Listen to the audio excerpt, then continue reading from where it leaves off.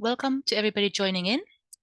We are giving people a couple of minutes to sign in and the webinar world to bring us all together before we kick off. So just take your seat, have your cup of coffee next to you while listening in, and then we'll start in a couple of minutes, okay?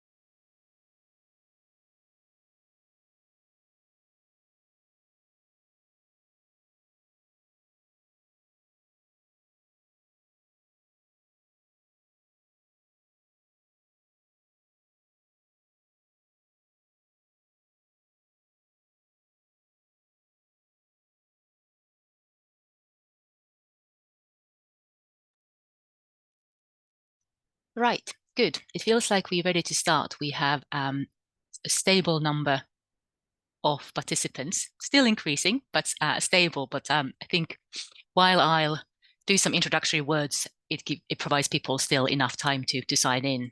So with that, welcome to this third webinar of the Nature Positive Trade series. My name is Marianne Kettunen. I'm a senior policy expert and advisor at the Trade Hub project, and I'll be guiding the discussions today. As I'm sure we have some people in the audience that have not yet been taking part in this series before, let me just say a few words about the context before we start. So the Nature Positive series is a cooperation between a number of key international organizations and initiatives working in the intersection of nature and sustainable trade. So we have the Trade Development and the Environment Hub, Trade Hub for short, that is funded by the UK and led by the UNEP WCMC. That's the initiative that I'm part of. We also have the UN Environment Programme, UNEP. We have the World Trade Organization, WTO, and the Secretariat. We have the Convention of Biological Diversity, CBD Secretariat. And we have the UN Conference on Trade and Development, UNCTAD, and their Biotrade Initiative. And finally, last but not least, also the ITC, which stands for the International Trade Center. So as you can hear, quite a number of key organizations working in the intersection of trade and environment. And the purpose of the series is really to explore how trade-related policies and measures can support the implementation of the Kunming-Montreal Global Biodiversity Framework. So will be referred to as Global Biodiversity Framework for short moving forward. And the series is part of several events and discussions organized by us, the co-organizers, on this theme since already 2022. And I've said this before, but I think it merits to be said again that this webinar series and also the other related events taking place earlier, they really are a sign of interest and commitment from the co-organizing organizations to support the discussions on how trade can better and further support sustainable use and conservation of biodiversity. So really, to me, it is a sign of commitment and interest to explore these issues moving forward in the context of the new biodiversity framework. In the series, we are taking a target by target approach, which means that each webinar series has been focusing on a couple of key targets of the Global Biodiversity Framework, looking at how the delivery of those targets can be supported by trade. We've so far been looking at sustainable agriculture, and we've also looked at sustainable use and conservation of marine resources, including sustainable fisheries. So for those looking this through the lens of Global Biodiversity Framework, this is a target 10 of the Global Biodiversity Framework we've been focusing on. And in this context, we've also, unsurprisingly, looked at the role of target 18, which is the target to reduce harmful subsidies, harmful incentives as well. So we've looked at these two targets in intersection in the past. And today, we will focus looking at targets number 7 and number 16, which are the targets on pollution and on consumption. And one of the areas that we will be focusing on is circular economy. and looking at how trade can be used to facilitate circular activities that can then also be supportive of biodiversity objectives. Another area of focus today will be trade in plastics. So looking at also the role that trade can play in preventing plastics pollution, which is one of the key targets of the Biodiversity Convention. To do all that, we have a fantastic panel with us today. We'll be hearing from several colleagues at the WTO Secretariat on where relevant discussions at the WTO are at the moment and where there might be windows of opportunity to bring biodiversity into the discussions even further. We'll also hear from several other colleagues who are with us today from ITC, FAO, UNCTAD, and Finnish Innovation Fund Sitra, all of whom are key experts on trade and biodiversity-related issues. And it's really interesting moment to host the webinar because we are just before the next week's events, which will be taking place both in trade and environment international discussions. So we will have the WTO Ministerial Conference, MC13, taking place next week. And also we will have the UN Environmental Assembly, UNEA 6, taking place next week. So I think on that note, big thanks to all the colleagues who are in the midst of supporting all of this, still taking time to be with us here today, this week. But we'll definitely be referring to these key developments, key events this week going forward today. We will have 2 hours allotted for the webinar. However, from our part, we should be ready with our expert discussions in the usual 1.5 hours. So we have really reserved the last part of this time slot to hear questions and reflections from the audience. So if the audience feels talkative or inquisitive today, we should have the time to do that. And if not, we'll just simply end a bit earlier, which I'm sure everybody will be as okay with as well. But please, audience, do use the QA box, share your thoughts in the chat, and we'll be picking those up when we move along. So really encouraging you to do that. We should have the time towards the end. But without any further ado, let's start the discussion, and let me first introduce you to my colleagues from the WTO Secretariat, who will start by setting the trade-related scene at the WTO. So with that, I'd like to invite Sandra Avero and Daniel Ramos to join me on the virtual stage. Sandra is the Economic Officer and Daniel is the Legal Officer at the Trade and Environment Division at the WTO. And Danielle is also Secretary of the WTO Plastics Pollution Dialogue we'll be hearing today.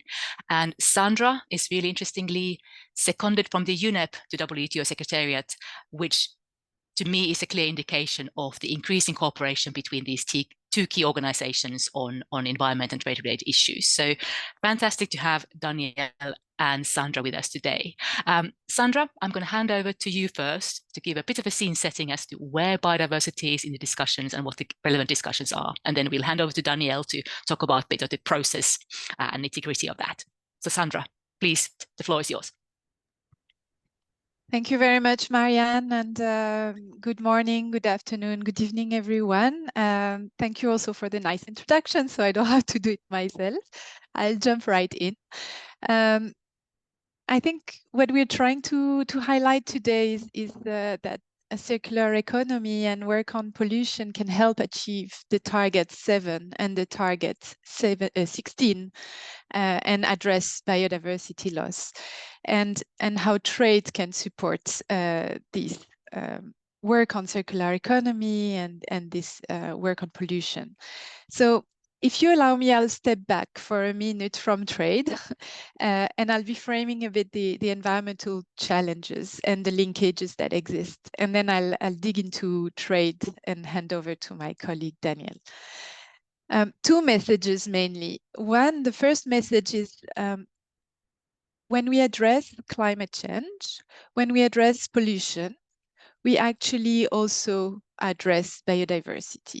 And I think it's really an important message. It comes from the IPBES, the International Panel on Biodiversity, and it tells us that climate change and pollution are actually 2 of the 5 key drivers of biodiversity loss. So trade work that is directed towards solving climate change crisis or a pollution crisis, including the plastic pollution, also tackles biodiversity. Of course, it's important to explore the direct link and to ensure that biodiversity is also centrally considered. And that's, I think, the reasoning of this series of webinars. Of course, there can be trade-offs in some cases between nature and climate, and it needs to be looked into. But I think that's really one big key message. Addressing climate change, addressing pollution is a key, addressing key driver of biodiversity loss. The second message and an element I wanted to bring to the table is that circular economy is addressing resource use. And resource use is actually responsible for 90% of biodiversity impact. So first, one word on circular economy. It's about reducing, it's about reusing, it's about extending the lifetime of materials, of products. It's about keeping their value as much as possible. It's about remanufacturing, it's about recycling. So I think the message is it's not just recycling, it's this whole spectrum. And circular economy has potential to reduce pollution and to enable sustainable consumption, lower consumption footprint as indicated in both target 7 and in target 16, and of course has impact on waste. The 90% that I mentioned, where does it come from? It's the International Resource Panel, so another international panel on resources that has estimated in the Global Resource Outlook that actually 90% of global biodiversity and water stress impacts are directly linked to the way we extract, we cultivate, and we process material resources in our consumption and our production systems.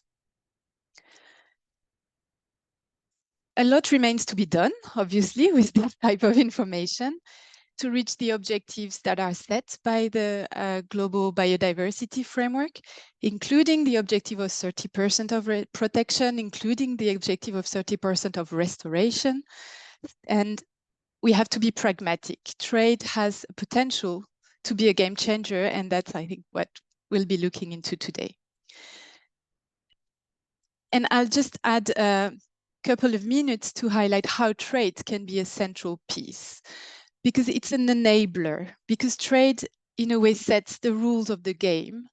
And I'll share two examples. The first one is the importance of standards and of setting ambitious environmental standards internationally, supporting the interoperability of standards, and together with the related disclosure requirements, which can be voluntary or mandatory. And these standards really need to cover the impact on biodiversity, including the conservation, the restoration objectives. Standards and related disclosure can cover the material content, for example. They can cover hazardous materials, hazardous chemicals, and they are directly supportive of target 7 and target 16. They can help facilitate the trade in resource efficient circular products and services. And they can also, that can be assessed through criteria as nature positive. And they also provide information potentially to consumer for taking informed decision. In the same vein, measures that enable safe trade of secondary material, supporting traceability, supporting transparency through international standards are supportive. And my second example relates to pollution and more specifically to plastic pollution. We could have trade measures to reduce unnecessary and harmful plastics. And we can think of import-export of pollutants, of chemicals that are present in products. The most existing example related to POPs or related to mercury, for example, or trade measures related to unnecessary single-use plastic. And I'm sure we'll hear more from Daniel and Daniela about this. We could have also trade preferences for promoting substitutes and non-plastic alternatives and services that are more environmentally friendly and at the same time removing the trade distorting and environmentally harmful subsidies.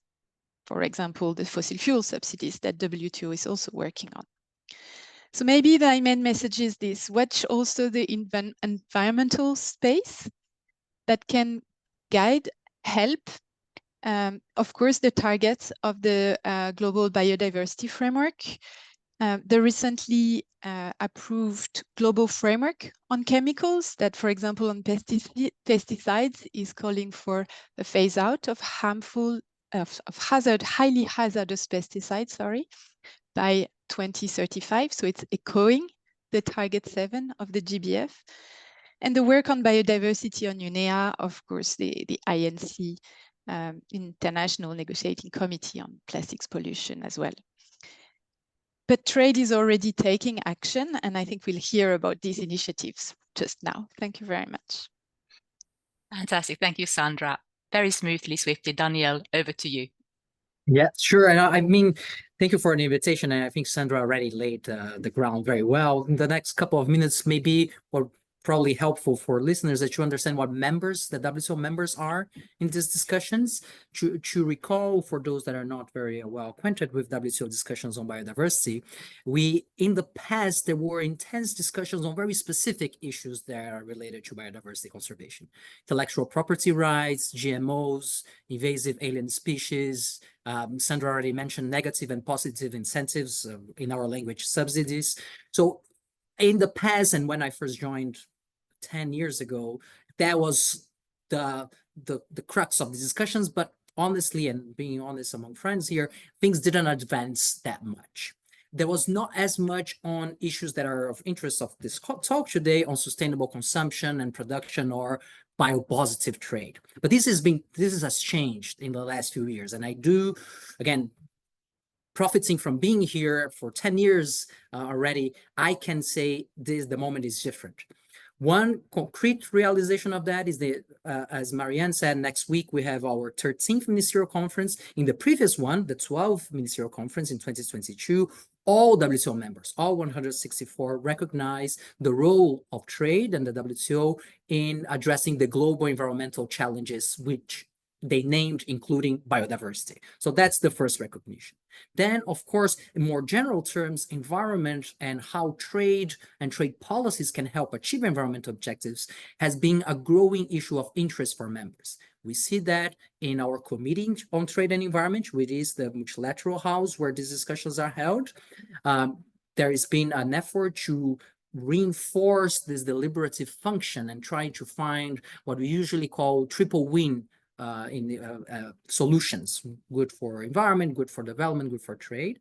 And an indication of that is that we are now going to have thematic sessions. We already had one, which are just moments where members use to focus on specific topics. We had one on energy, on the sustainable or just transition, but there is a list of interests of other thematic sessions, and we'll have 2 this year. The topics haven't been decided yet, but I was very glad to see that at least a couple of bio-related or biodiversity-related topics were proposed, including biotrade. So watch that space. In the multilateral side, members are getting more interested. And finally, also in the plurilateral side, so where there is not necessarily agreement among 164 members, but in a lesser group or smaller grouping, members have started having discussions on focus issues on trade and environment in 3 different groups. Fossil fuel subsidies reform, a grouping of 48 members, and of course that has direct impacts for biodiversity. Second one on plastics was already mentioned, and hopefully Daniela and I, we are sleep deprived, and you cannot see my eyes, but they're very, very low in my head because they're really fighting to get some concrete outcomes that will go into the direction of what Sandra was saying, and we'll hear more from Daniela. And finally, one very important group for discussions today, and my colleague Reiner is the secretary of the group, the Trade and Environmentally Sustainable structured discussions, or TASD for short, has 4 working groups. 2 are very directly related to our topic today. One on circular economy, and they've been discussing the issue. I'm not sure, and Rainer will be able to tell you better, if very directly related to biodiversity, but you have there a grouping that wants to discuss circular economy and trade, and so there's this opportunity going forward to bring the issue to the group, and another one on subsidies in general, the environmental impacts and the trade impacts of subsidies. So I'll finish here to give the opportunity to your colleagues to hear from the real experts in the room. But the last thing I did want to say is that these groupings, they are trailblazing in the WTO because they really rely on the technical knowledge from stakeholders. So colleagues hearing here now today, it's a new opportunity. It's not a traditional thing in the WTO. So going forward, hopefully there will continue to be this opportunity, and I wish I can hear from you guys in the future in these groupings as well. Fantastic. Thank you so much, Sandra. Thank you so much, Danielle. That was perfect. Basically, the message is there are interlinkages. There are many. They might be not immediately having the biodiversity in the name of it, but that doesn't mean that these initiatives will not be supporting directly the delivery of the global biodiversity framework. Because if we address plastics pollution, if we address climate change, we will be in the right ballpark of delivering biodiversity objectives as well. And then many practical opportunities or concrete opportunities among all of the members of the WTO, but also interested members going at the same time, providing windows of opportunities for discussion that we have here. So that's the takeaway message, and really grateful for you two to have laid that out so clearly. With that, we will move on and we will tackle the plastics first. So with that, I'd love to invite Daniela Garcia to talk with us today about the plastics in the context of the WTO. So Daniela is the Deputy Permanent Representative at the Permanent Mission of Ecuador to the WTO. And she is also the co-coordinator of the Dialogue on Plastics Pollution and Environmentally Sustainable Plastics Trade. And I think it's DPP for short, right? Because it is a bit of a mouthful. So Daniela should really be well placed to tell us what is happening when it comes to the plastics pollution and supporting sustainable plastics trade discussion at WTO. So welcome, Daniela. First question to you is, what is the state of progress at the plastics discussions? Where did the year 2023 leave us? And what are we hoping for the 2024 and perhaps also including MC13? So quick recap on that. Thank you, Marianne, and thank you for inviting us. Ecuador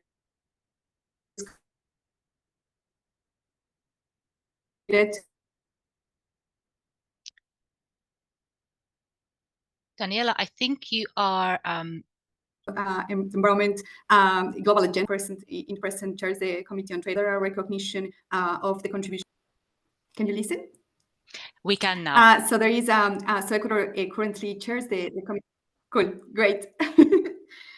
Sorry, but just saying that Ecuador is very much committed to the global agenda on environment.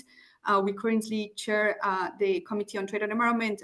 Ambassador Valencia is chairing this year until April. Ecuador is also co-coordinator, as you mentioned, on the Dialogue on Plastic Pollution, together with our fellow colleagues of Australia, Barbados, China, Morocco, and Fiji. And we are part of the coalition of trade ministers on climate.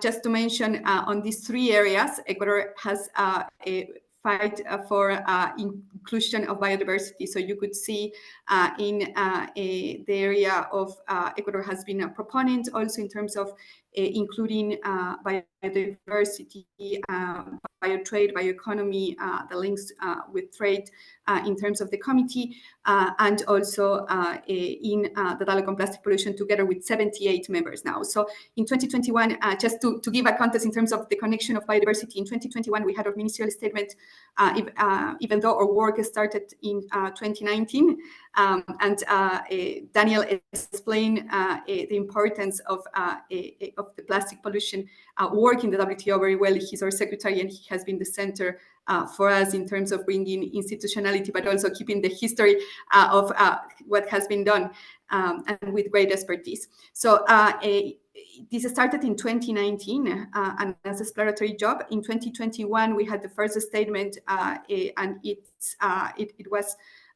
the only initiative mentioned in the statement, biodiversity. So the linkage with biodiversity and climate in terms of plastic pollution. And now we have an outcome of long consultations and long work during 2023, looking forward to a ministerial statement to be launched in MC13. And this ministerial statement does have the recognition of the interlinkages, but also the recognition of and the importance of sustainable production and consumption, linking that to what you mentioned, Marianne, a very important SDG. But also broadly, there are also other SDGs linking.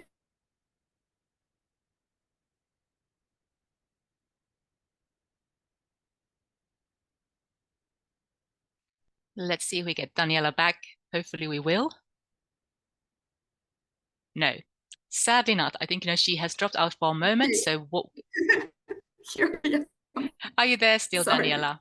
No, it's okay. If you want to, you can switch off the video and we can just hear your audio. Good. Just give me a second so I can try to change the connection of the internet. Yeah. Yeah, but I will then change the video. Is that okay? Can you listen? I think this seems to be better now. So let's continue with that, because I think this time your voice is the most important thing that we would need. So the last thing we heard was what was happening towards 2023 and the ministerial. So what's going to be in the ministerial statement? So the ministerial statement comes from a work with 7.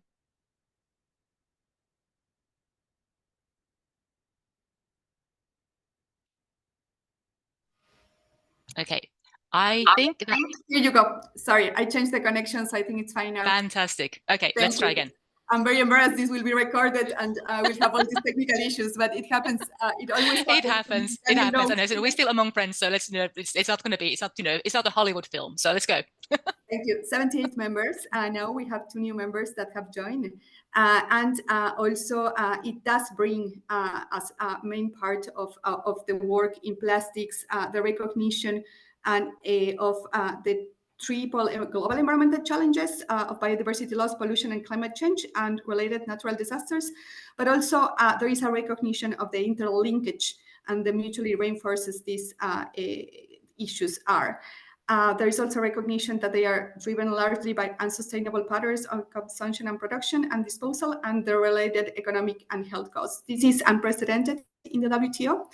And I really thank the work of the 78 members in getting to this. In terms of, we have 3 areas of work, and we're looking forward to have a work program that actually encapsulates the needs and the priorities of all of our members. And this can be an area where we can work in terms of how we can link both pollution and biodiversity loss, because and I think Tim will explain this better. We have had this conversation also in terms of the impact. So I will let that to the rest of the panel, but certainly there is a recognition to work beyond. In terms of when we talk about reduction of production, including unnecessary single-use plastics, for example, and harmful products, it's very important to take into consideration not only the economic and environmental aspects, but also the social ones, including health. So that's a recognition that is also in the statement. And when I'm saying this is because, for example, our statement goes into the objective address, to fight plastic pollution, rather to go into a conversation about circular economy, where with a material that is not circular at all. So that's something that is very much into the understanding on how specific actions can help to, from the trade area, can help to contribute specific areas when we talk about these issues. So I won't explain, I won't go deep into that. There is a lot of things to work with in the statement, and certainly looking forward to work with all of you in terms of this very important area for the members, including developing countries that are small vulnerable economies, small island developing states, but also landlocked countries and LDCs, very important mention also in the statement that we have. Thank you, Thanks, Daniela. Marianne. Thanks.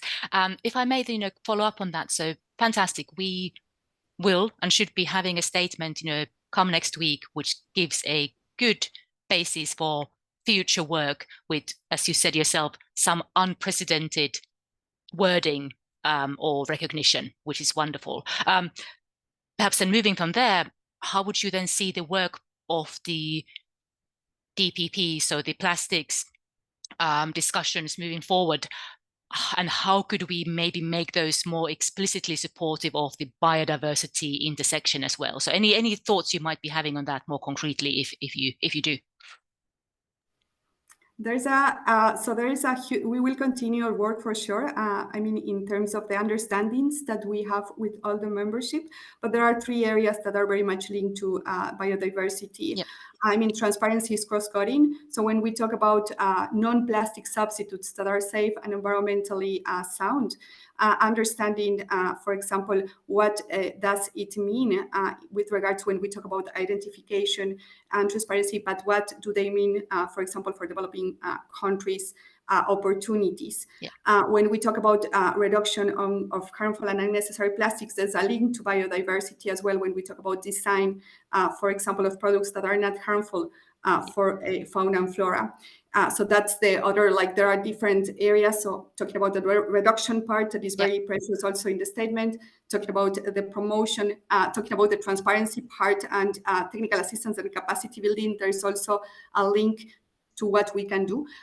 There is a part of international cooperation, so there is a space also to work with specific stakeholders, including international organizations and secretariats in that regard, bringing expertise. As you well mentioned, that's the way we're working also and advancing in joint collaboration.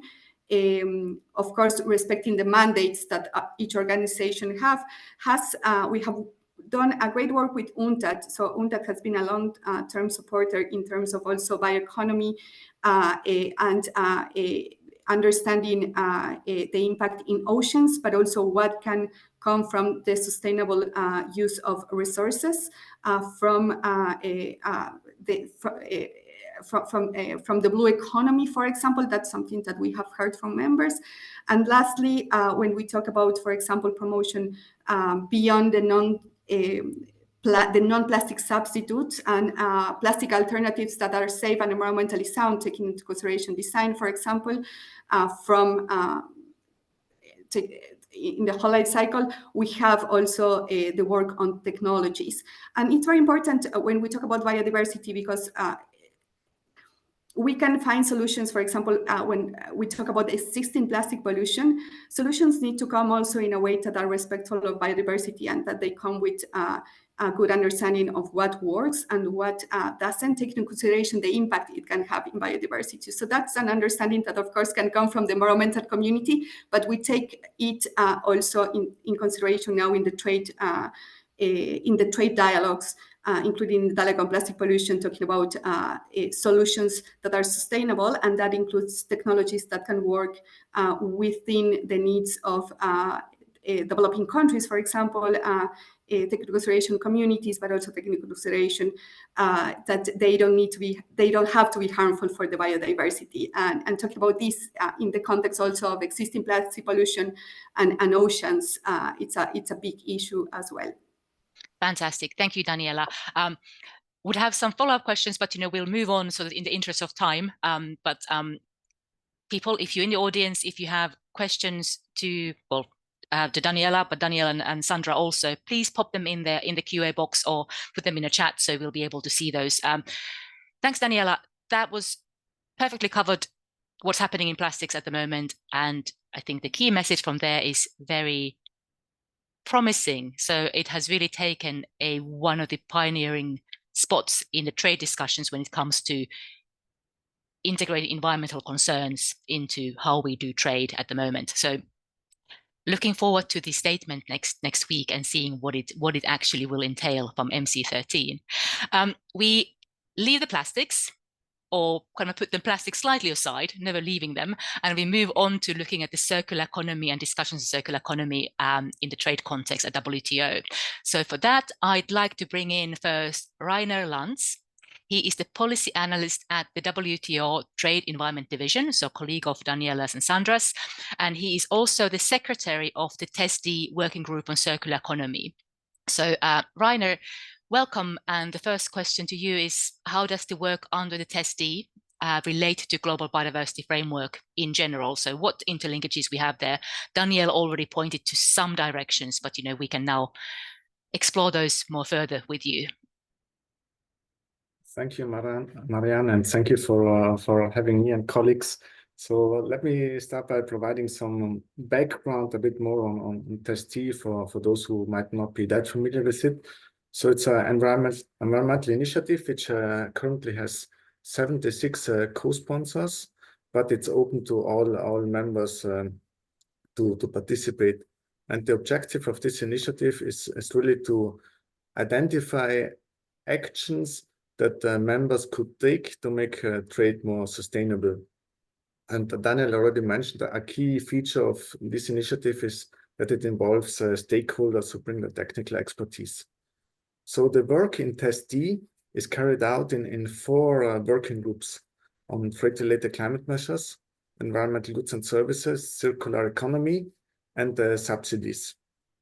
And also TESD will present its results of work over the last 2 years at the ministerial conference next week. So there will be a press briefing next Tuesday, and it will be webcasted. So for those interested, please listen in. And basically, let's say over the last 2 years, the outcomes that will be presented really reflect the strong analytical and technical work that has been carried out, but it also the outcomes, they identify policy options and good practices that members could pursue with regard to trade and environmental sustainability. So on biodiversity and TESD, the work in TESD, it's clearly relevant for biodiversity, even so there have not been that many explicit discussions, let's put it this way, on biodiversity in the context of TESD, but linkages have been made. And let me provide you some view on how the work links to biodiversity and also then to circularity. So the working group on subsidies covers also the agricultural subsidies. In that working group, members they discuss what are the environmental effects and the trade impacts of subsidies, and they share their experiences and their considerations regarding subsidy design. And in these discussions, of course, the issue about when discussing environmental effects, members have emphasized that it's important to not only look at greenhouse gas emissions as environmental effects, but also other environmental objectives, challenges such as biodiversity. And similarly, members have also mentioned the issue of biodiversity as one part of the environmental considerations when it comes to subsidy design.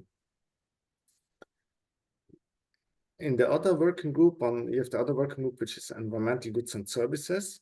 That working group takes an objective-based approach, which means that the members discuss how can trade, environmental goods and services contribute to achieve environmental objectives. The focus over the last year has been on climate change mitigation and adaptation as an objective, and on the sector of renewable energy. So in that sense, there is scope basically that going forward, there could be more focus on biodiversity, for instance, an environmental objective. But you have already seen issues linked to biodiversity come up. For instance, at the last meeting in November, members discussed the sector of biofuels, which is very much linked, of course, to the bioeconomy and also biodiversity. And the members, they have mentioned the issue about land use linked to biofuels, and also about the sustainability of production of biofuels by using agricultural residues or waste compared to dedicated crops. This was not the focus of the discussion, but it has come up. So as one example. And then lastly, mostly linked to the webinar today is the work of the circular economy in TEST-E. In this working group, members, they looked at what are the trade aspects along the entire life cycle of products. So from product design until then to recycling and even waste management, waste disposal. And the members have taken a sector-specific approach in these discussions, focusing on renewable energy again, on electronics, batteries, and also textiles. So this was the sector scope. And the members, they carried out a mapping of these trade aspects. And as part of this mapping, they have shared their experiences in terms of circular economy initiatives and also legislation. And for instance, there, like a few members, for instance, Canada, they shared like an initiative they had about reducing food waste. Costa Rica, they shared their national strategy regarding the bioeconomy. And also the European Union shared their legislation regarding sustainable product design, and also their different initiatives relating to waste reduction. So lots of experience sharing there. At the same time, we also, the working group also carried out a mapping of measures linked to the circular economy that are notified to the WTO. And here, for instance, we identified 520 measures in notifications that have been made to the WTO since around 2009. And if you look at these measures, the large majority of these measures, they relate to the downstream stage of the life cycle. So it's a lot about recycling, but also about waste management and hazardous substances. There are also some measures which relate to reuse and repair, and also some measures related to substitutes. And these type of measures that are notified to the WTO, they typically take the form of technical regulations, which are most frequent, and also support measures, which can be subsidies. There are also measures notified to the WTO, which are more like border measures, which are often used in the context of waste management. And finally, as part of this mapping exercise, members have identified areas for further work or trade-related actions, such as transparency, standards and regulations, waste management, capacity building, technology, for instance. And these are basically areas where there could be further work to see how can trade help promote the circular economy and also thereby achieve biodiversity objectives. Thank you. Fantastic, Rainer. So what I'm hearing from you is perhaps, to recap for the listeners not so familiar how TEST-E or these structured discussions work, it is really a lot about finding common ground, finding best practice, mapping what's out there, and building consensus on top of that. And by the sound of it, there's a very decent progress being made in the different working groups, including the circular one, to really understand that, which then hopefully bodes well for something slightly more concrete, perhaps in terms of voluntary guidance or cooperation or something moving forward. I think that's what we'll be looking at. So there's scope in there. And I think also one interesting thing that I heard from you was that in the circular economy group, it is not only about the waste and recycling, which Sandra was saying at the very start, it's the whole life cycle that members are looking at, which is important to also acknowledge and understand. So those were kind of what I picked up from you. But as you said yourself, biodiversity is kind of in there. It's in there in the form of bioeconomy elements, or it's in the form of there, with the subsidies when it's outside the circularity. So moving forward, very briefly, what could you see as perhaps, if not, you can't always say, where members will take it, but, what you could maybe see that where things could go, windows of opportunities for biodiversity to emerge more to the discussions, more center stage. So maybe like your top two or top three ones very briefly, what we could keep an eye on moving forward. Thank you, Marianne. I think in one area, is clearly environmental goods and services, I would say. So members, they're interested to also discuss other, when members will move on also to focus on other environmental objectives. So future focus will be on climate change adaptation, so which then also links, for instance, to sustainable agriculture and possibly biodiversity. And also the members have, a number of members are interested to discuss issues relating to bioeconomy, bioproducts. So I think in the working group on environmental goods and services, you have a good scope to have a greater focus on, or greater linkages to biodiversity. And then, of course, in the working group on circular economy as well, members still have to identify what are areas they would like to focus on, and also in terms of sectors. It could be further work on the textile sector, for instance, and in which areas they would like to focus their work, whether it's standards and regulations or product design. So I think there are also opportunities, and there's also a scope, I think, for stakeholders to somehow influence these discussions in TEST, either by actively participating, but also at home to engage with their constituencies, the government, like nationally, to somehow have members somehow guide the discussions in TEST in a certain direction, or highlight more the linkages to biodiversity. Yeah. And thank you, Rainer. And indeed, dear listeners, that is often the key message we can provide as well, for colleagues stakeholders working at the national context, is that through ideas to your countries and your country representatives working on trade, from the bottom up towards the international discussions, there is now opportunities, there's fora where this can be held, but it kind of needs to come from the members. So that is definitely something that we should be keeping in mind and working towards as well. And we will be providing some ideas on that in slightly later stage of today's discussion, because we'll be talking about circular bioeconomy. So, as an idea of, circular sectors, bioeconomy is a key sector for many, many countries. So, how can circularity help to make those sectors more sustainable, also for the benefit of biodiversity? So we're moving towards that. But with that, Rainer, I thank you greatly for these insights and a recap as to what is happening. So we'll move on. So please stay online, and if do you have questions or reflections towards Rainer on what he's just outlined, please use the QA box or use the chat. And as I've seen that in the QA box, we have a congratulations and also a bit of a question vis-a-vis the plastic. So just to highlight that to Daniela, and also Daniela has kindly shared with us the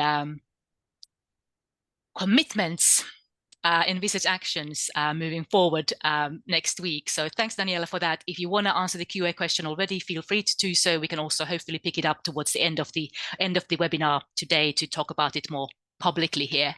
But with that interlude, we're going to continue talking about circular economy, but we're going to bring in expert Tim Forslund from the Finnish Innovation Fund Sitra. And Tim is a specialist on nature and the economy, etc. To me, Tim is also just more specifically expert on biodiversity and circular economy and the impacts that circularity can have on biodiversity if implemented, when implemented. So great to have Tim with us here today. And the first question to Tim is, how does shifting to the circular economy support biodiversity? And which kind of sectoral shift would bring the most benefits, and how can trade and trade measures help here? So circularity, which sectors particularly benefit to biodiversity, and where's the role in trade of all that? So Tim, based on your impressive body of work together with Citra, love to hear your thoughts. Well, thanks a lot to the for the introduction, Marianne. Darren, well, I'd like to thank you first of all for organizing this, and also to a big thank you to the organizers, who I dare not name all by name. But yeah, I think I'd also like to say that this is a topic that we've worked on for some time. And for instance, for the CBD COP15, we had a side event which Daniela also spoke during, and Enrique was there as well. So it's a topic that we worked on for some time, and I think there's some familiarity with this. And I think the short answer, I think Sandra already provided the answer to that. It's about the 90% of biodiversity loss is due to the extraction and processing of natural resources. So by getting more value from what we have, we can begin to tackle biodiversity loss at scale. And I think you also hinted at this, Marianne, when you mentioned the circular bioeconomy, that this really a powerful tool to really deal with where some of the biggest impacts on biodiversity loss are taking place. So I think that's the short answer, but allow me to give a slightly longer answer as well, since this is something that we have worked on at Citra for some time. And Citra is the Finnish Innovation Fund, and we're a combination of a public fund and a think to connect tank. So we're a think tank, yes, but we also do a lot of experiments and pilots and events in Finland with businesses. So for instance, we were the second to publish, to pilot the science-based targets for nature, in which we also looked at the role circular economy can play in meeting those targets in the SBTN framework. And we did or I didn't, but Citra worked on the world's first national circular economy roadmap back in 2016, and the World Circular Economy Forum, which is taking place in Brussels in 2 months' time, is also something that was started by Citra. But then our work has gradually expanded to include nature and biodiversity as well. And I think our thinking with this topic first was that we had established, together with the Ellen MacArthur Foundation and a few other organizations and material economics, that there's a strong link between, if we transition to a circular economy, we saw in a report that we worked on together back in 2018 that we could tackle about half of emissions in EU heavy industry by focusing on the 4 key sectors there. And we were thinking then, could we do something similar for biodiversity? So we teamed up with Vivid Economics, who had previously provided analytics for the Discupta review, to try and really quantify this. And by looking at the 4 sectors that have the biggest impacts on biodiversity loss, where we see that circular economy can also be relevant, we saw that we can indeed halt biodiversity loss and begin a recovery even in the next decade. So we could, by 2035, return biodiversity and enable a recovery back to the same levels that we had in the year 2000. And these 4 sectors that I mentioned are fibers and textiles, buildings and construction, forest, and food and agriculture. So it's really a lot about biomass, yes. And when we talk about circular economy, the 3 things that we really measured, if I try to really boil it down, is, well, by making things last longer, increasing use rates, that is, by making sure that products last for as long as possible, and by recirculating materials. And also on top of that, driving regenerative outcomes in areas under production. So that links a lot to agriculture, but also to forestry, for instance. So when we measure these things in these 4 sectors, so for instance, if we cut food waste by half by 2050, and if we reduce meat consumption and apply regenerative agriculture, and also we increase the use rates and the recycling rates of textiles, and we apply similar practices across these 4 sectors, we can see that it is possible to really turn the tide on biodiversity loss. And the way this plays out is that if you use fewer resources through circular business models, it means that we need less land for production, and so we can free up a lot of land, roughly an area 1.5 times the size of the European Union. And I think that's really, really key for understanding how this it's our overuse of resources. Again, this 90% is driving biodiversity loss. So if we can tackle that, we see that is really we can see the biggest impact. And there we saw also that the largest impact is in the food and agriculture sector. So that is about a little bit more than 70% of our scenario. So we see that is just due to food and agriculture taking up so much land globally, that is also where you can have biggest solution potential. And I think Sandra also mentioned, linked a little bit to this climate linkage. So that's also, well, some positive news that I would also emphasize, that that's also where we see a lot of the measures that we had in our scenario would also help to tackle climate change. So I think we can really talk about double wins, and also in the UNEP lingo, how we can tackle the triple crisis of pollution, biodiversity loss, and climate change. I think that's really a no-brainer, that the circular solutions can have quite many benefits. And now also, I think, from a resilience and security of supply chain. So for instance, yes, plastics is a really important area, but also I think with the nutrients and, for instance, eutrophication in the oceans, if we shift to more regenerative agriculture, and if we reduce the pressure on agricultural land, we can also reduce the nutrient flows into water bodies as well. So, and we see in our scenario that we could enable a 25% reduction in nutrient fertilizers globally. So I think there's, yeah, this is something that connects to a lot of different areas, but at the end of the day, it is also pretty simple. It's about getting more value from what we have, reducing pressure on nature, and especially through land use, which is by far the largest driver of biodiversity loss. Thanks, Tim. So let's just pause here a moment. Firstly, that is very impressive, clear body of evidence quantified as to what is the potential for shifting to circularity vis-a-vis reduction of pressures and therefore benefits to biodiversity. So that's kind of what we heard. These are the numbers, and they're impressive. And you mentioned those 4 sectors, and the key message for me from those 4 sectors is that, first of all, they're not only biosectors, they're also other sectors there, which supports the point we were making from the start, is that simply by working on circular economy, even if it's not on the biosectors, is supportive of delivering also biodiversity goals, because they are create pressures in there. But also, as you said, the biosectors play a key role here. So hence we are also talking about the biosectors here and circular bioeconomy later, because it's really key to shift those biosectors linked to biodiversity into more circularity and support that. So this is kind of, my recap of what you're saying, and also the evidence you were providing. Quick follow-up question on that. So where's the trade? So where do you see the role in trade in that, based on your research and what you looked at? And of course, Sandra already has provided some ideas there, but maybe you can just reiterate on that or build on that. Absolutely. And I think, just to build on your points on biosectors, I think we looked at the 4 sectors.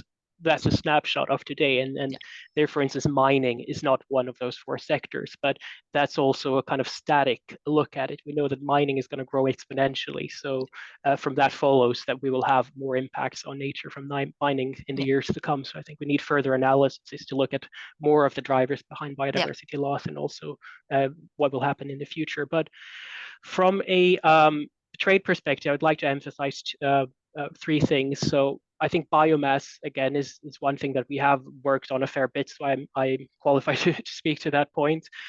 For instance, we have worked, again, with material economics. We published a report.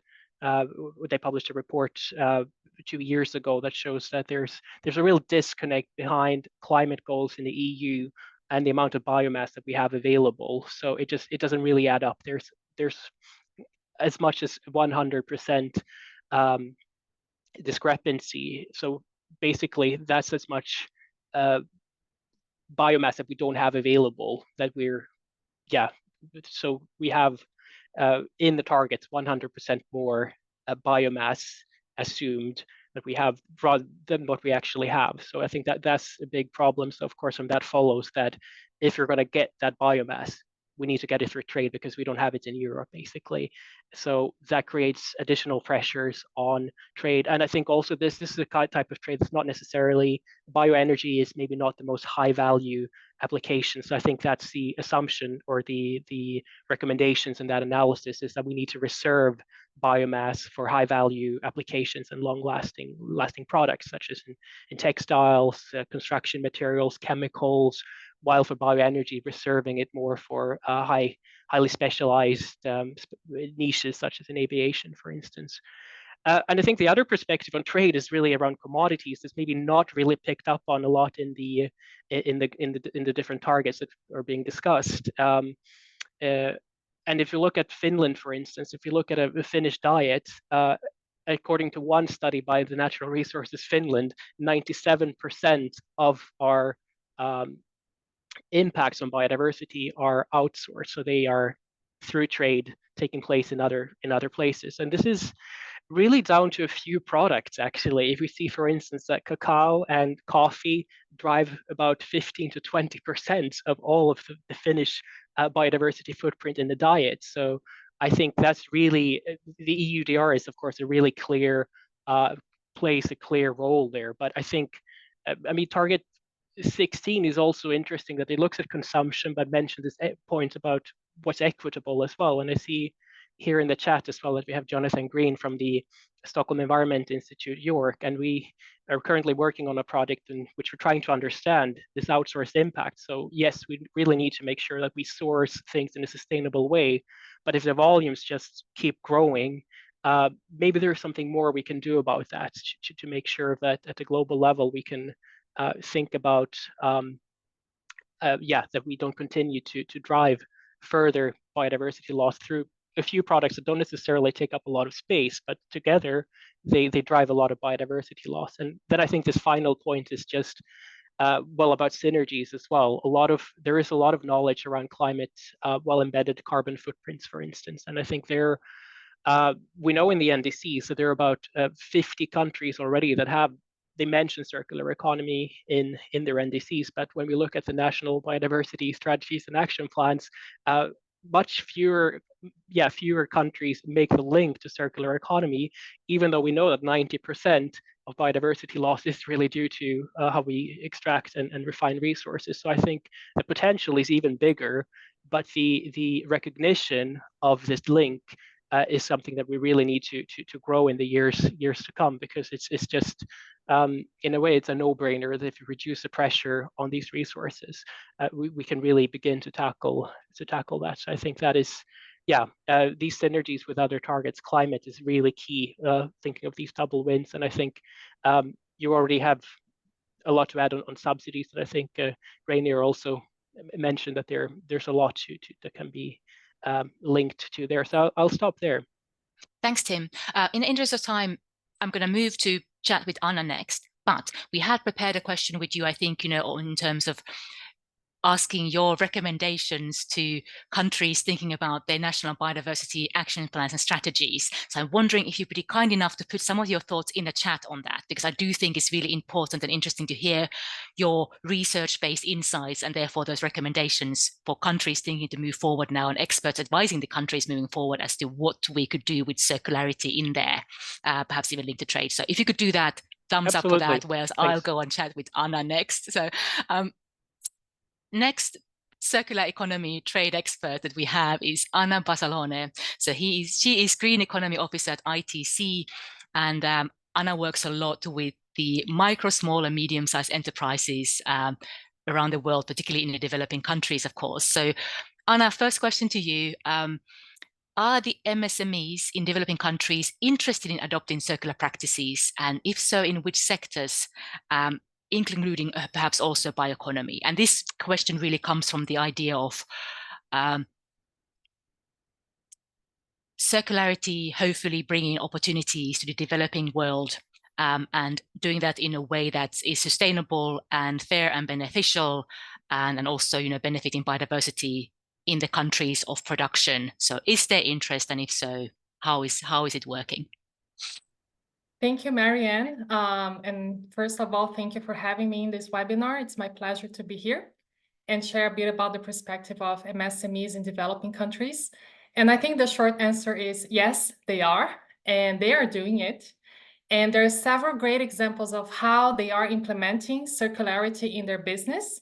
It can be either from having a business model that is fully circular, so having in your DNA a circularity mission, or companies that are actually adopting practices that can be called circular, and they can be linked either to resource efficiency, so reducing the consumption of inputs, or extending the lifespan of products through upgrades, repairing, and that's the reuse of the 3 Rs, and that's mainly the companies in services sector. You also find companies pretty much using byproducts or materials are their main inputs, so they're recycling it, and that's the third R, the recycled from the 3 Rs. So there are several ways they are doing it, and this is driven by various reasons.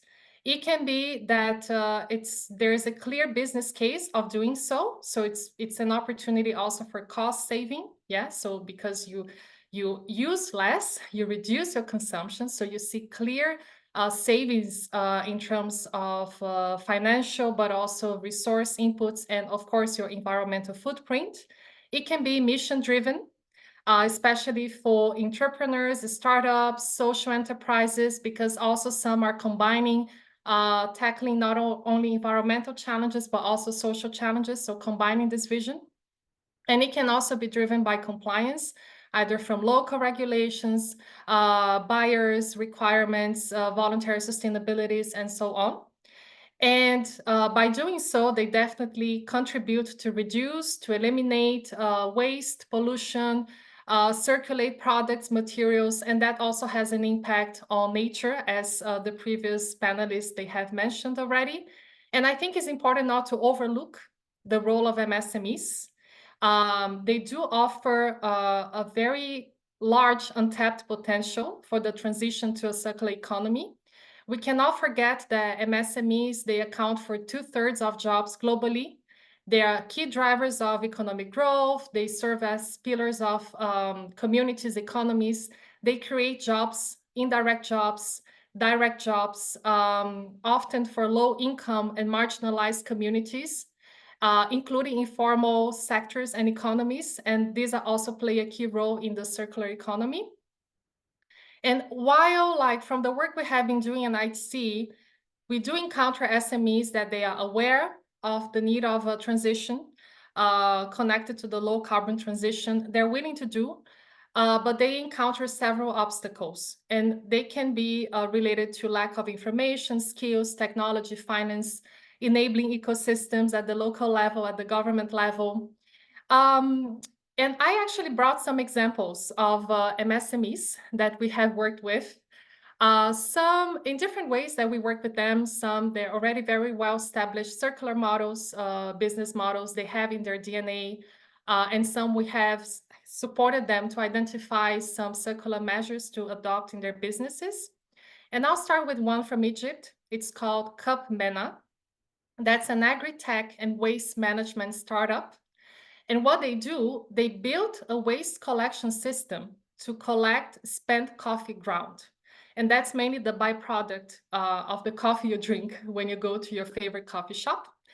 And they use it to cultivate mushrooms. So using this spent coffee ground to cultivate mushrooms as the primary soil.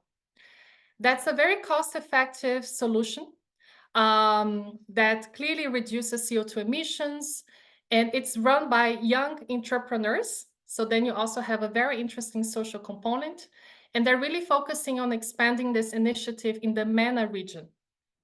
A second example that I think is also quite interesting, and previous speakers mentioned also about textiles and apparel as being one of the key sectors of priority. It's a company from South Africa called Sari for Change. And sari from the Indian traditional garment saris. And what they do, they upcycle Indian saris into new clothing, into new garments. So 100% of their base material comes from this recycled sari. And they also have a social component to their business. They run incubation hubs where they teach women to produce garments and also how to monetize the skills and also become self-sustaining. And my last example, and then I think I'll conclude with this initial comment, is a company that they do not have the circularity in their DNA, but they identified practices as a response to challenges that they encountered. And here we go to Uganda, where you do have a lot of coffee processing. One company that we worked with, they started composting the waste coffee pulp. And that's quite a common practice in the coffee world, but it was not for them. So by doing so, transforming it into organic fertilizer, they also created an additional business opportunity. And later on, they actually trained the community on how also to compost this coffee pulp. So I think these examples that I brought, they exemplify like you will have different levels of maturity of companies with different drivers to implement circularity, but they do exemplify that it's happening, there is an interest, and we also need to showcase these interesting and nice examples coming from developing countries. Fantastic. Thank you, Anna. So recapping this very important, interesting intervention, great potential of the MSMEs to do this in practice. So taking, the potential that Tim has outlined earlier, what can happen if we shift to circularity, how it can happen on the ground, these change agents, and then interesting examples as to, how it can be already concretely happening, what's happening. And of course, the trade link here is that, if we then get supportive trade that can allow those examples that you highlighted to grow, like, for example, to grow from Egypt to the whole region, that's the role of trade that we're looking at, to amplify the role of these businesses moving forward. Very briefly, in the interest of time, Anna, I asked you about, and you already alluded to the barriers. So very quickly, the key barriers and how we could address them, and perhaps, through the trade-related means to help these MSMEs to grow. Yeah. So key barriers. So I came up with some, but just before going to them, and that will be very brief, I promise, I just want to share some findings of a survey we did with over 5,000 SMEs in Francophone countries that was done by ITC. They were asking them like, what are the implications of climate change to your business? And I just want to share a few stats because I think it helps us to understand the barriers. And 68% of MSMEs, they do consider climate change events as a threat to their business. 62%, they have no adaptation strategy to reduce their vulnerability to environmental risks. And out of that group, this 5,000, 36%, they have been taking steps to reduce environmental footprint. Among the top 3 steps, 2 are circular steps: waste management systems and packaging that is sustainable and recyclable. So just to really illustrate, there is a business case and they're already doing. What is then the obstacles? And also in that study, they also covered that. Access to finance, number 1. Like, I wouldn't say number 1, but big obstacle, yeah? Access to finance. Lack of know-how to identify opportunities to implement circular practices. Lack of capacity to comply with standards, regulations that somehow touch based on circularity principles. Data, like environmental data, is a big obstacle. There is a poor culture on collecting environmental data, and that can be like, data is gold, right? So it can really drive a lot of analysis into your own company performance. And then you also, like, maybe going to the meso macro level, you will see a lack of adequate infrastructure to deploy circular practices, because you can know what to do, you can have the capacity to do, but if you do not have the infrastructure in your city, in your country, then that becomes a barrier. Lack of networks of ecosystem enablers. So it's a bit like the silo approach. Sometimes you do have strong institutions, but maybe they're not so connected, yeah? And I'm just illustrating several possible barriers, right? I'm not saying they all happen at the same time, but these are some of the key ones. And also knowledge within ecosystem players like institutions, think tanks, government, associations, chambers of commerce, so they can better serve the SMEs part of their networks. This is just a snapshot on key barriers, and they can happen to different degrees depending on the context and the region. Precisely. Thank you, Anna. And those are barriers that, for example, ITC and colleagues and people working in the trade facilitation and capacity building are trying to also support as well. So it is simply good to keep those in mind when we look towards the progress moving forward. How can different sectors help? Thank you, Anna. Last but not least, we're going to move on to the segment where we explore the role of circular bioeconomy. And firstly, of course, what do we mean by circular bioeconomy? And the reason why this is important is because we said before, it is the bioeconomy sectors, the biosectors, the green sectors that play a key role in terms of the future of biodiversity and our ecosystems, our land use, and shifting to circularity in those seems like one way to really support their sustainability. And two key speakers I would like to bring in here. First one is Marta Gomez San Juan, who is senior expert on circular bioeconomy at FAO. So Marta, I hope you're there. And with Marta, we'd like to explore first, what do we mean by sustainable and circular bioeconomy? So Marta, FAO has done some leading work here, looking at sustainable and circular bioeconomy, aspiring principles towards that. So what is it and how can it support biodiversity objectives? Thank you. Can you hear me well, first of all? Yeah? Okay. Yes, we can. Thank you. Please let me know if I overpass the time limit. So the bioeconomy has been taken up by FAO membership, 194 members, as one of the priority areas for the organization. So the definition is very broad and overarching, and then we apply it, right, more on practical terms. So the definition, it has the biological resources at the center. So it's the production of biological resources, their utilization or processing, but also the conservation and regeneration of them. So links a lot to have a healthy biodiversity, so it can, of course, be sustainable and continue in the future. Including science, biological science, knowledge, technology, and innovation. So it's this higher value mentality, and also using bio data and biotechnologies to produce a range of information, products, processes, and services across sectors towards a sustainable economy. So it's very broad, but it has some key elements in it. It has biodiversity or regeneration of biological resources. It has knowledge systems, so indigenous knowledge could come here as well, etc. So the way FAO applies it is in two ways. One is that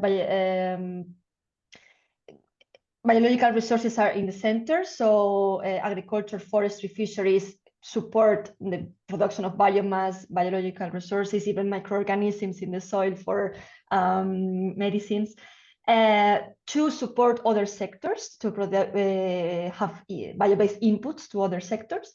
But also bioeconomy, and there it comes circularity, and some biotechnologies can help the agricultural sectors to be more sustainable, use less pesticides, less chemicals, and be more innovative sometimes, more circular, etc. So yeah, Marianne, you mentioned our 10 principles and 24 criteria for a sustainable bioeconomy that we had developed together with an expert working group, the International Sustainable Bioeconomy Working Group. They are linked to the SDGs, and they are kind of like our framework for all the analysis and work we do to support countries and others. Very briefly, the next 10 years, we will work on well, now 8, sorry. We have a 10-year program on bioeconomy, and we will work mostly on SDG 12. So here you see another application of the definition. We will work mostly on 3 targets: SDG 12.2, which is the efficient and sustainable management of natural resources. And then 12.2, which is the prevention of pollution and chemicals and all this. So it links a lot to target 7. And then 12.5, which is the waste valorization, waste prevention, circularity, which is a lot related to target 16. Thanks, Marta. When we finish here, please do share the link to the aspirational guidance and criteria and guidelines in the chat so people will find it out, but not multitasking now, but later if I forgot to ask you, I think people will be interested. But follow-up question from that. So that is the framework and what FAO is doing and supporting countries to do. I know you also work with a number of all the countries, but also a number of case study countries on this. So some examples, what are the countries doing in terms of their circularity in the bioeconomy sector, and have they also considered the role of trade in it? Because that's, of course, is the key question here, as the role of trade in supporting the shift to sustainable circular bioeconomy sectors. So where are countries? Thank you. Okay, so I would like to explain our most newer product that we are about to launch, which is a dashboard where we provide a map of all dedicated bioeconomy strategies worldwide, and also a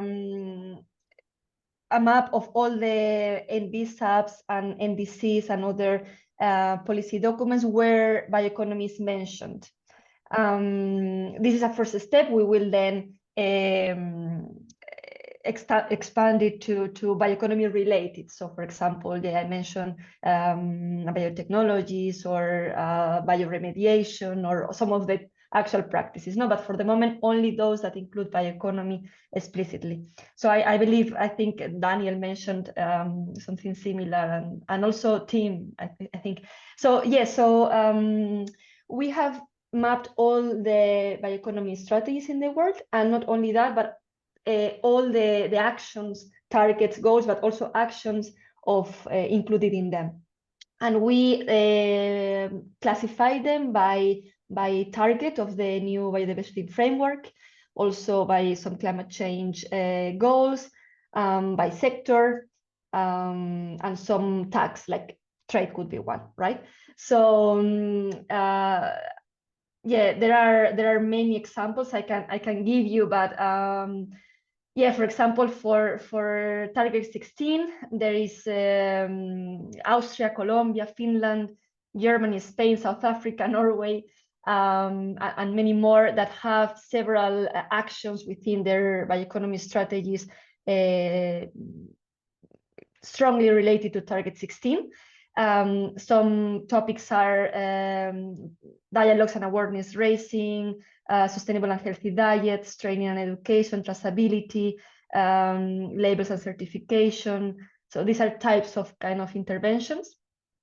And with regards to trade, for example, Colombia has an action that says that they will update their regulatory framework that contributes to the knowledge and use of biodiversity and its ecosystem services, as well as the fair trade of the products and processes of high added value.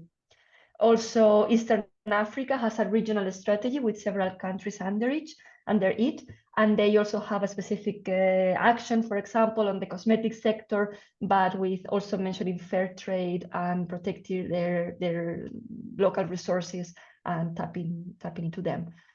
Thanks, Marta. Yeah.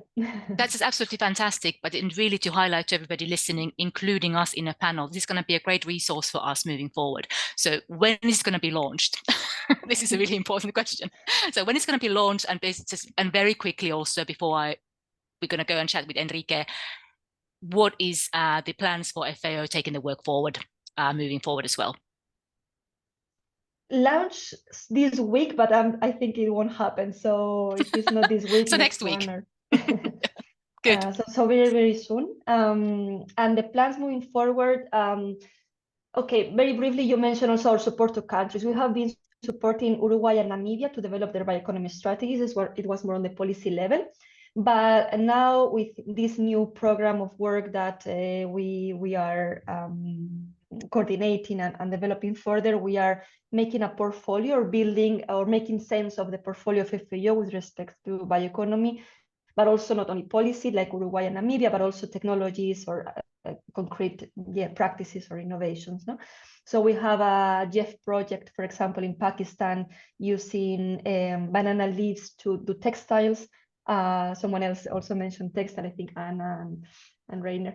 So again, giving local women communities the resources to provide or make the fibers for the industries. We have also in Cote d'Ivoire black soil flies grown in urban waste, organic waste, for fertilizers and alternative proteins. So we are building this kind of portfolio of several examples. You mentioned also crop residues for bioenergy, I think, Rainer. So we have a project in India where we map all the crop residues in a specific region and so the potential for the bioeconomy. So so we are building this kind of portfolio. Then this year will be very big also for our governing bodies, because they have been asking us to provide more and more resources and information. So they are at the political level discussing it very much in all our councils, technical committees, etc. So there's also a lot of work there on but thank you, Marta. Sounds like you have a busy year ahead of you, like many of us. And it also does sound like, you and Anna can definitely talk about, synergies more than you perhaps already have, moving forward, because, both are sort of working on concrete things at the country level, but also then the SME level to create synergies and support moving forward. So it sounds really promising. Thanks, Marta, for that, and really looking forward to that dashboard to be published then next week. Again, next week is a very busy week for really important things, including now this one. Moving on to Enrique, so rounding things up, looking at trade role specifically in the circular bioeconomy. And before we do that, just highlighting to people who are still thankfully greatly listening, if you do have any questions, comments, now is the time to really still put them on the chat or in the QA box. We still all online here in terms of us as speakers, panelists, to answer them. Otherwise, I don't think Enrique and I will take in half an hour, so we will be ending early, which might be also welcome. But just, people, if you do have questions, please do put them visible for everybody. But Enrique Pacini is an economic affairs officer at UNCTAD, working a lot on circular economy, circular bioeconomy, and trade in a mix. So a very perfect person to round things up, looking at the role of trade in it. So moving forward, Enrique, building on what you've heard from before, including from Marta and Anna, how can sustainable and circular bioeconomy be supported by trade policy and measures? Key insights from you and from your work from SMEP, which I perhaps assume you will be also introducing here as well when you take the floor. Thank you, Marianne. You're putting a lot on my shoulders. And thank you, colleagues, for preceding me. And I think you raised a lot of interesting points, especially on the SMEs, on the role of residual materials, some area that we're working on, and the food systems that team raised as a critical point in the circular bioeconomy. So getting straight to that, now put trade in the mix. I understand the key point of circular bioeconomy is land use, and to an extent food systems. So everything that affects land or that demands land has an impact on biodiversity. And another critical point is pollution. If we do things wrong, if manufacturing is polluting sites and products are traded around the world, we are reducing the capacity of biodiversity to provide their services and to take space also in the planet. And it takes a toll on the economy immediately or later on. So, I mean, any kind of sustainable innovation happens, I think, when you have something that has a little value transformed into something that has a high value, it can be a good or commodity. This happened with oil, like which would be a mud on the ground, and about this major product in the world, virus. types of biomass as well, like sugarcane bagasse, rice residues, jutes. Those things had very low value. They were basically waste or burnt or left in the environment. And eventually they were transformed into very valuable bioeconomy products, right? The same with biofuels. And if we find new ways to meet our nutrition, materials, fiber, feed needs, energy needs with new materials that do not increase pressure on land use and pressure on or further release of pollutants, that helps to take the stress of biodiversity systems and even to regenerate them. So trade can help this with having a fair tariff treatment at the border, for example, with products that have a better or more sustainable biodiversity footprint vis-a-vis their equivalent products playing similar functions, but that have a lower or worse footprint. So far, there's not a lot of alignment between tariff regimes and environmental considerations. Second is to have inside countries a better balance between trade-related environmental measures, between again shifting alternatives, such as practical example, plastics and natural materials that can play the role of plastics, sustainable plastic substitutes. And finally, a very practical insight that I've seen in many of our technical assistance projects is to have a trade facilitation mechanism for an easier, faster, or lower cost access to, especially to machinery that is needed to deploy and upscale projects. For example, to transform something that has little value, an agricultural residue, into something that has a high value. For example, mud or a product made from that. But you need machinery, and this machinery is often stuck in customs or is hard to import or faces a lot of regulation or import tariffs to get to the hands of the entrepreneur, usually an SME. That said, of course, in the long run, we want to have factories, the backbone of the trade system, that work in a circular way. So clean water in, clean water out, zero waste manufacturing. Those are the holy grails. So far, most factories in the world do not do that. They constantly tax the environment and biodiversity by ejecting pollution. The water treatment systems, which usually is a bundle of services and goods, the classic EGS, are often hard to acquire and to be adopted as in many parts of the world, especially the global south, where some components of those treatment systems and pollution capture systems are available locally, some are not. Okay, I'd just like to give a brief examples from 3 projects in our technical assistance portfolio, and I will briefly show them on the screen. I have the sharing right, so should not no problem. Just confirm, Marianne, if you can see my screen. Yeah, I think you can. Yeah, I can see the slides now. Yeah.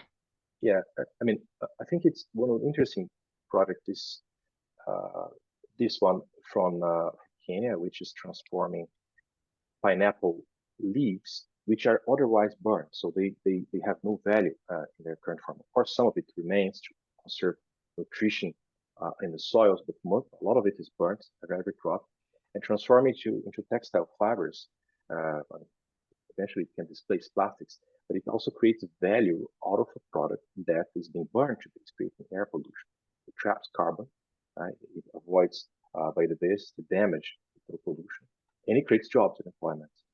So pineapple fiber can be transformed into textiles, which have very high value. So this is one example of making deriving value in a way that doesn't affect the biodiversity. A second one, which I believe Tim already mentioned, is to extend the life of second-hand used garments, or to have things that are more durable. We are working with the Waste Aid UK and the Ugandan Kenya Tailors Association to improve the market of second-hand clothes, which is very large across East Africa, to extend the lifespan of those clothes in the market by transforming them and avoiding a single or just a few uses, but also to make different types of garments in a more organized and at scale manner through working with various partners in the country.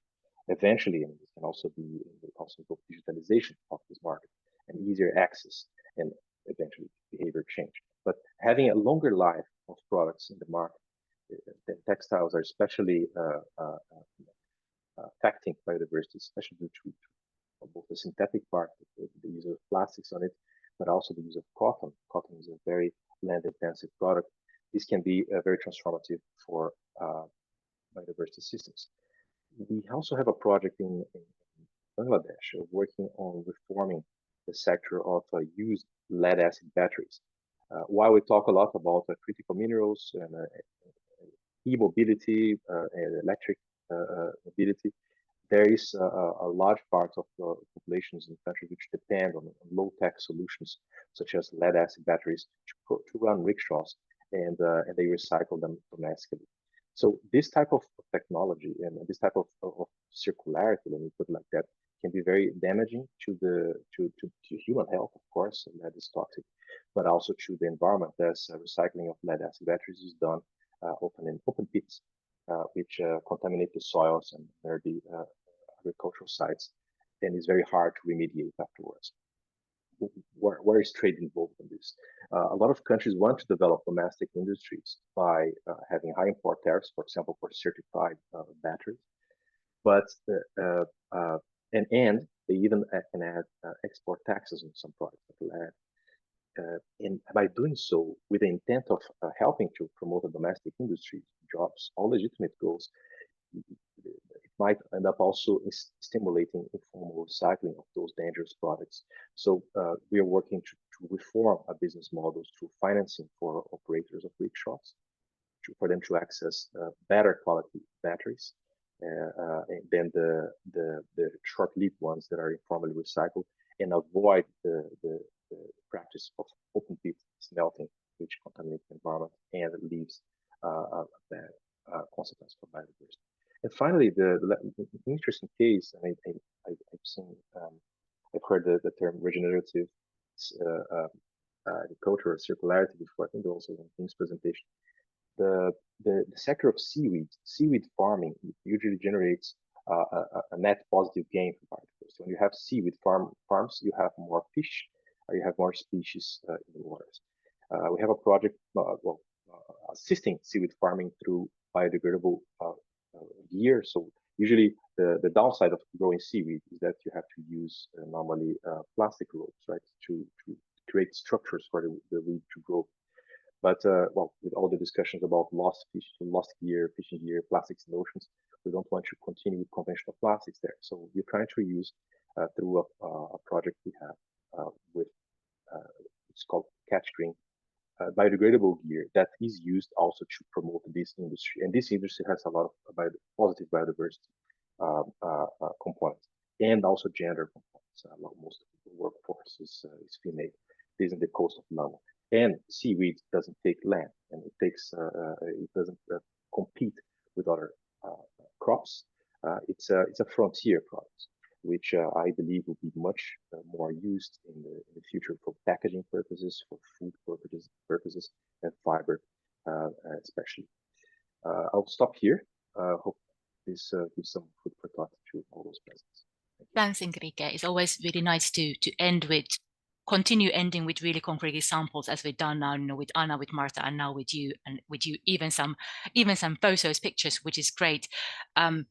Also, one thing that I picked up from your intervention was that the role of trade in supporting the shift to circularity, it is about supporting the product that is circularly produced in a way, but it's equally also supporting trade in anything that facilitates the circularity shift to happen. You mentioned machinery. I think it's also about services and all that. So just something that we don't perhaps think of as to the role of trade in these two different lenses as such.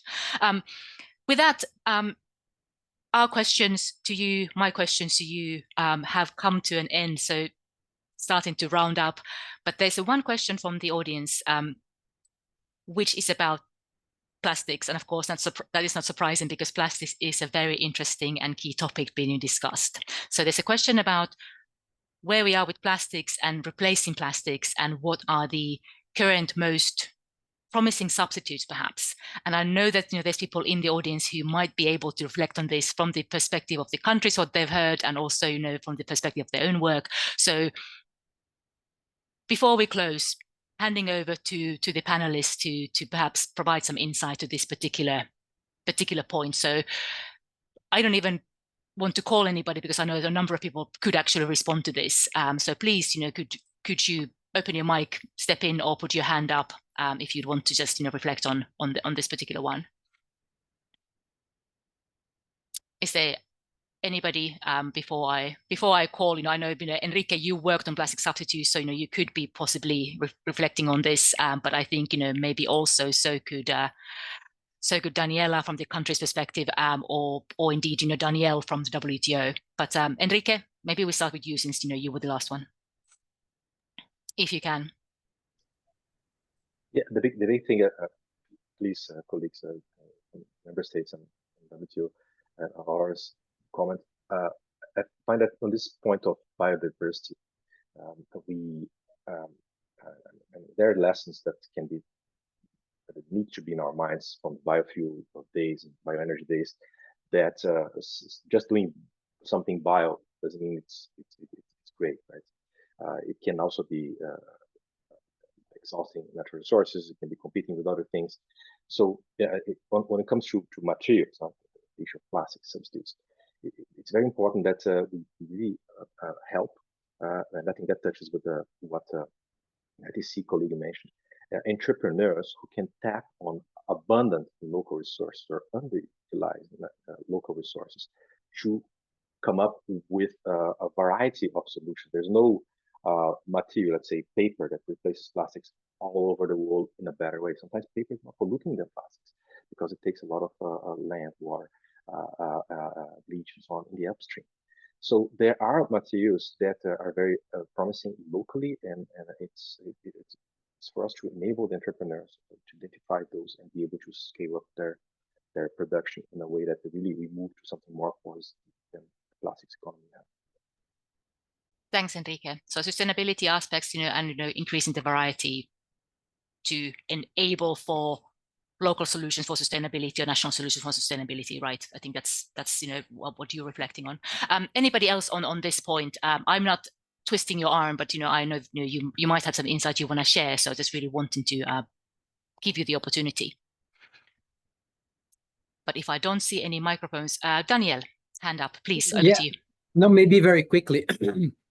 I think what Enrique said is perfectly reflected also in the discussions in the dialogue. What you will see in the ministry statement is that is accompanied, there's these actions that Daniela put on the chat, and that is accompanied by compilations. There are factual compilations of discussions, and there you will see a big list of potential non-plastic substitutes or plastics alternatives. And just to clarify for someone looking at that, that's not meaning to say those are the ones that are these solutions. It's just the things that were raised, and then it's really important to analyze that they are safe, they are environmentally sustainable, and which was very clear in the discussions. What Enrique said is that different solutions will be available and sustainable in a larger sense, including social, as Daniela said, depending on the region and depending on the available resources, right? Yeah. When you talk about byproducts of agricultural production, right? By definition, they will depend on what are these agricultural products in the location.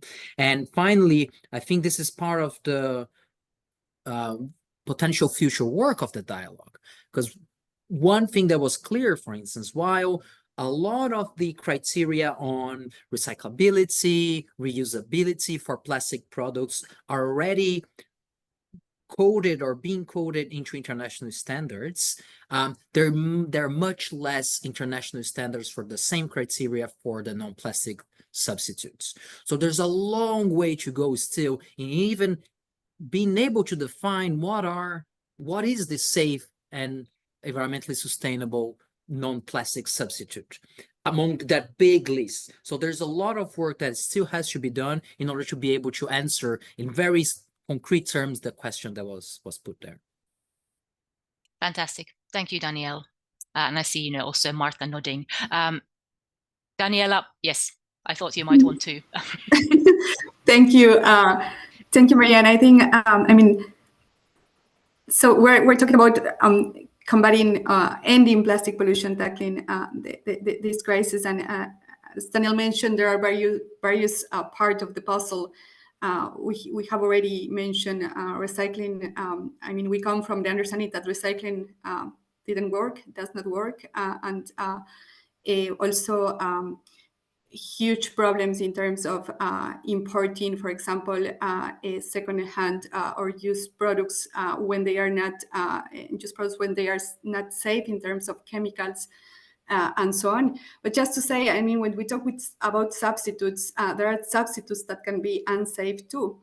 And as Daniel mentioned, we have a list of, and when we talk about substitutes, I coming from a developing country and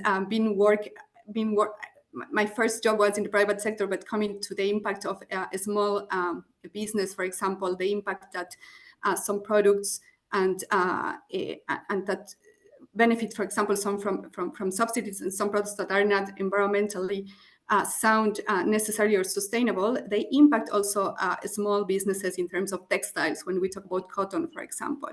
And that's something very important for developing countries too, from the economic perspective. So when we talk about substitutes, we can think about those products that have been substituted by plastics too.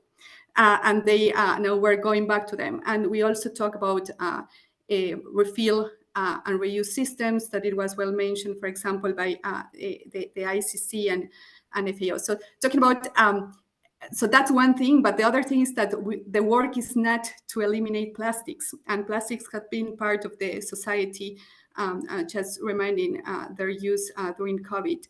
But there are alternatives, and for us, I mean, for looking at how like plastic alternative is a plastic that has gone through, that has been produced considering a criteria that maintains it more time in the economy. So circularity as a result of the implementation of a good measure, not as the objective, but as a result.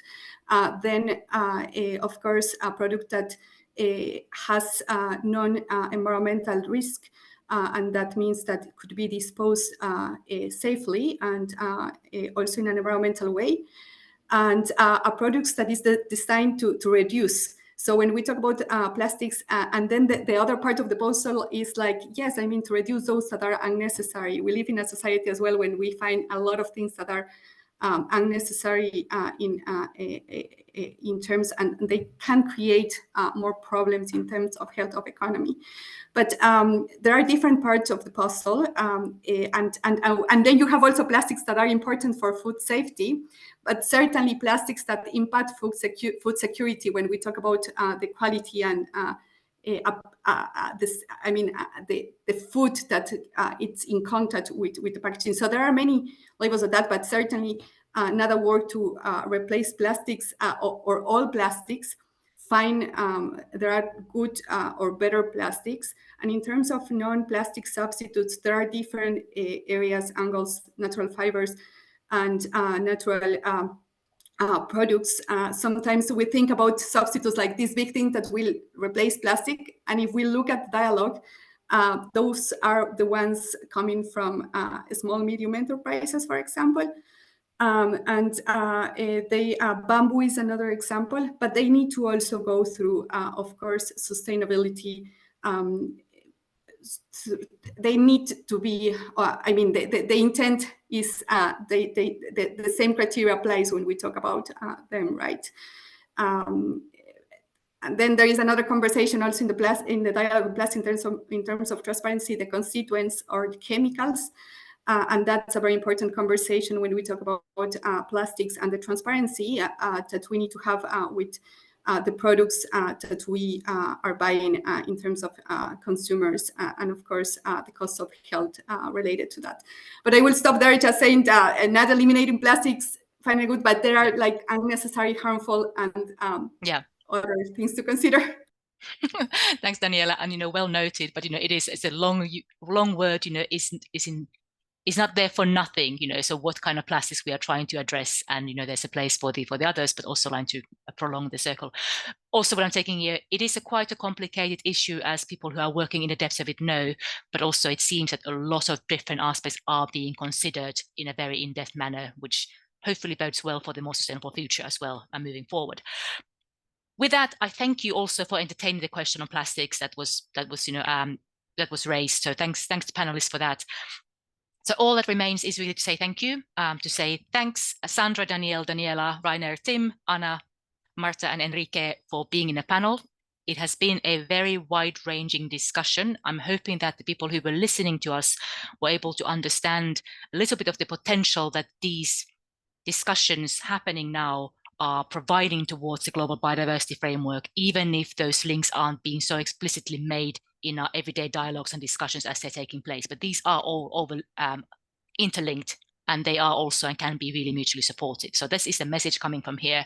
And I hope that we will be continuing these discussions moving forward, including cross different communities working together. So with that, I thank you all. I thank you all listening, and I also thank a lot for support from the Trade Hub side to put together the webinar. So thanks, Mel, helping us with the tech, and wish you all good UNEA, good MC13, whichever you are looking to follow up next week, and let's hope for really good and positive outcomes to support our work moving forward. So thank you very much.